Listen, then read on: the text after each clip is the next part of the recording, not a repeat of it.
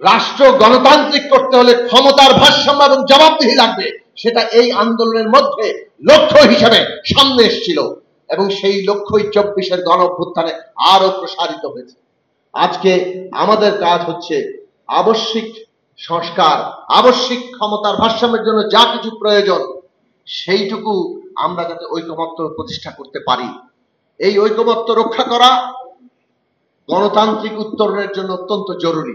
আমরা যদি ঐকমত্য রক্ষা করতে না পারি তাহলে গণতান্ত্রিক উত্তরণ ব্যাহত হতে পারে। নানাভাবে পতিত ফ্যাসিস্টরা তার বিদেশি দোসররা পুরো প্রক্রিয়াকে তারা নানাভাবে ক্ষতিগ্রস্ত করতে পারে। নানান লক্ষণ আমরা দেখছি। মিটফোর্ডে যেভাবে একটা হত্যা করা হয়েছে এবং যেভাবে তার ভিডিও ফুটেজ ন্যারেটিভ হাজির হয়েছে, পরিষ্কারভাবে ষড়যন্ত্র চলছে।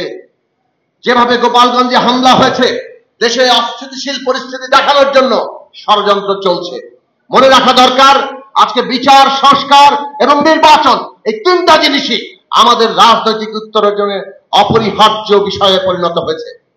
আমরা বিচার চাই, আমরা সংস্কার চাই এবং আমরা সংস্কার সম্পন্ন করার জন্য নির্বাচন চাই।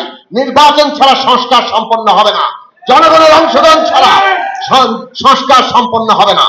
কাজেই কোনোভাবে নির্বাচনকে ব্যাহত করার চেষ্টা আসলে বিচার এবং সংস্কারকেও ব্যাহত করার চেষ্টা।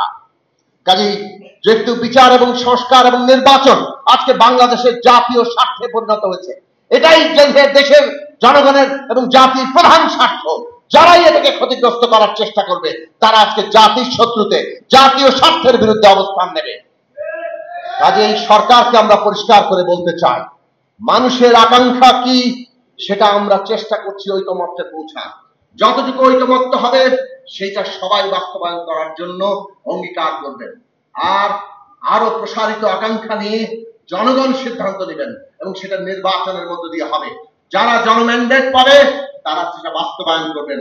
এই রাজনৈতিক প্রক্রিয়া সম্পন্ন করা আপনাদের দায়িত্ব। এর বাইরে অন্য কোনো কিছু করলে জনগণ আজকে আবার রুখে দাঁড়াবে। এই দেশ বাঁচাবে, জনগণ বাঁচাবে। অভ্যুত্থানের আকাঙ্ক্ষা সেটাও, অভ্যুত্থানের প্রত্যাশা সেটাও, যাতে কোন শত্রুরা আমাদের এই অভ্যুত্থানের যে লক্ষ্য রাজনৈতিক উত্তরণ, রাষ্ট্রের গণতান্ত্রিক পুনর্গঠন, নতুন গণতান্ত্রিক রাজনৈতিক বন্দোবস্ত, সেই জায়গা থেকে এক চুল আমাদের সরাতে না পারে। আপনারা সেই লড়াই চালিয়ে যাবেন।